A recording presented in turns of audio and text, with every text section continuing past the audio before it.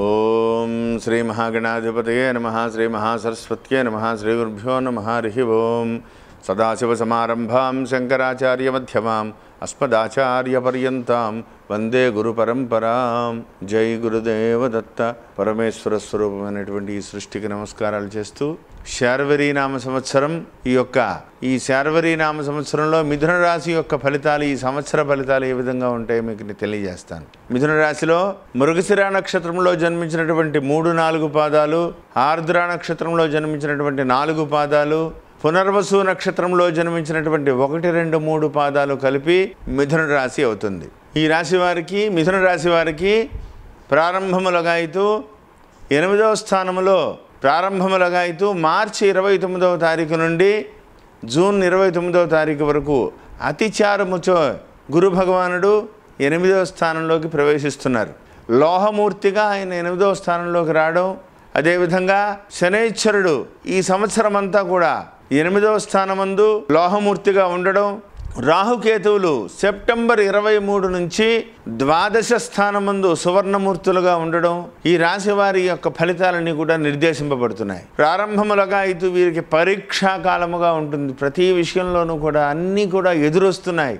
చాలా చాలా చాలా జాగ్రత్తగా ఉండాలి. మే 4వ తారీఖు వరకు అయితే 8వ స్థానంలో కుజుడు, శనైశ్వరుడు, గురుడు, ఇవన్నీ చాలా ఇబ్బందికరమైనటువంటి పరిస్థితులు. మే 4వ తారీఖు తర్వాత గురుడు స్థాన మార్పు, కొంత శుభ ఫలితాలు. ఏదేమైనప్పటికీ కూడా శార్వరీ నామ సంవత్సరంలో ఈ రాశి వారికి ఆదాయం 2, వ్యయం 11, రాజ్యపూజ్యం 2, అవమానం 4. చాలా ఇబ్బందికరమైనటువంటి పరిస్థితులుగానే కనబడుతున్నాయి. వీరికి జూన్ 29 నుండి నవంబర్ 20వ తారీఖు వరకు ఈ మధ్యకాలంలో గురుడు 7వ స్థానమందు సువర్ణమూర్తిగా ఆ ఒక్క సమయంలోనే గురు భగవానుడు యోగించేటువంటి సమయం. ముఖ్యమైనటువంటి పనులు ఏదైనా ఉంటే జూన్ 29 నుంచి నవంబర్ మధ్యలోనే పూర్తి అవుతాయి తప్ప ఈ లోపల అసలు ఏ పని కూడా పూర్తి అయ్యేటువంటి పరిస్థితి లేదు. అతి జాగ్రత్తగా ఉండవలసినటువంటి సమయం. ఎవరికి కూడా మాట ఇవ్వద్దు. మాట ఇచ్చినా నిలబెట్టుకోవడం చాలా కష్టం. ఆరోగ్య విషయంలో జాగ్రత్తగా ఉండాలి.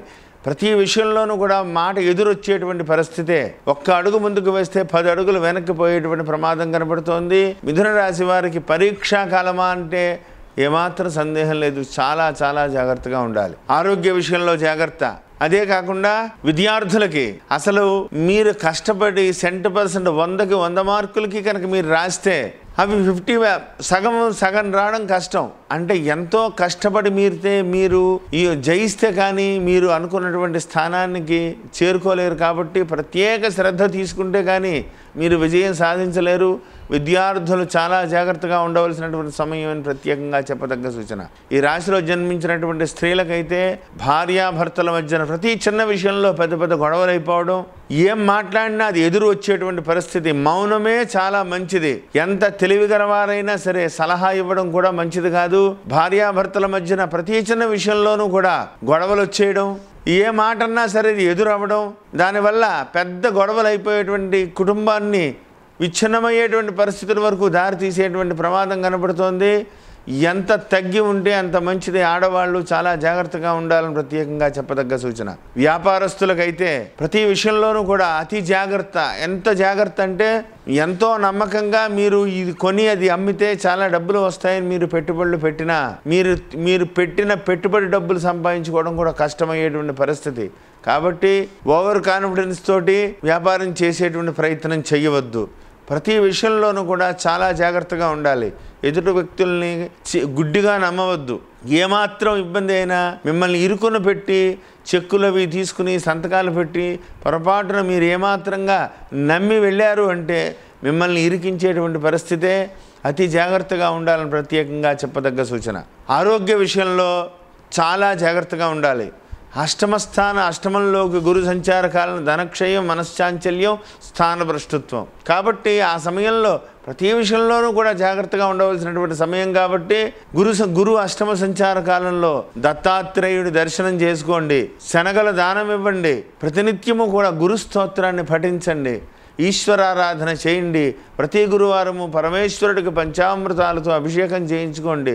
పరమేశ్వరుడి చుట్టూ ప్రదక్షిణం చేయండి. కాలభైరవ దర్శనం చేసుకోండి. ఇవన్నీ కూడా మీ యొక్క శాంతికి, మీకు కొంత వ్యక్తిగతమైనటువంటి విషయాలలో కొంత శాంతి లభించి ముందుకు వెళ్ళేటువంటి అవకాశాలు కనబడుతున్నాయి. ఏ విషయమైన ఆరోగ్య విషయంలో జాగ్రత్తగా ఉండకపోతే ఇబ్బంది. సెప్టెంబర్ 23 దాటిన తర్వాత 12వ స్థానంలోకి రాహువు ప్రవేశించిన తర్వాత కొంత సువర్ణమూర్తిగా రాహువు 12వ స్థానంలోకి వెళ్ళి కేతువు మీకు 6వ స్థానంలో కేతువు రావడం, 12వ స్థానంలో రాహు సంచారం, కొంత మనశ్శాంతి లభించి ధైర్యం వచ్చి అనుకున్నటువంటి పనులన్నీ కూడా ఒక రకంగా ముందుకు వెడుతూ మిమ్మల్ని ఆనందకరమైనటువంటి జీవితంలోకి కొంత మీకు మనశ్శాంతి లభించేటువంటి అవకాశం కనబడుతోంది. అంతవరకు కూడా జాగ్రత్త వహించండి. వాహనం నడిపే ముందు జాగ్రత్తగా ఉండాలి. సెల్ఫ్ డ్రైవింగ్ని అసలు ఈ సంవత్సరం పూర్తిగా అవాయిడ్ చేయండి. అందులో ఈ మే 4వ తారీఖు వరకు అసలు వాహనం నడపవద్దు. ఇబ్బందికరమైనటువంటి పరిస్థితులు ఎదుర్కొంటారు. కాబట్టి చాలా జాగ్రత్తగా ఉండాలని ప్రత్యేకంగా చెప్పదగ్గ సూచన.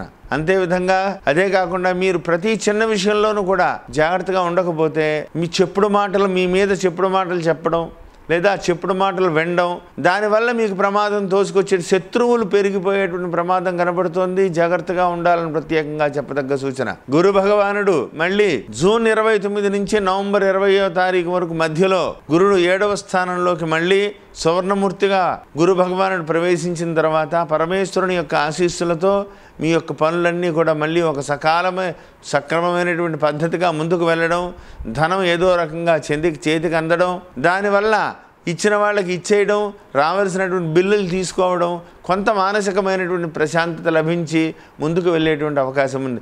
నవంబర్ 20 తర్వాత మళ్ళీ గురుడు 8వ స్థానంలోకి వస్తారు. దీన్ని జయించాలి అంటే ఈ యొక్క పరిస్థితి, అష్టమ స్థానంలో ఉన్నటువంటి అష్టమ శనేశ్వరి యొక్క దోషం జయించాలి అంటే శనివార నియమాలు పాటించాలి. ఒక్కసారి శనేశ్వరుడు ఆలయానికి వెళ్ళండి, మందపల్లి వెళ్ళండి, లేదా దగ్గరలో ఉన్నటువంటి శనేశ్వర ఆలయానికి వెళ్ళండి.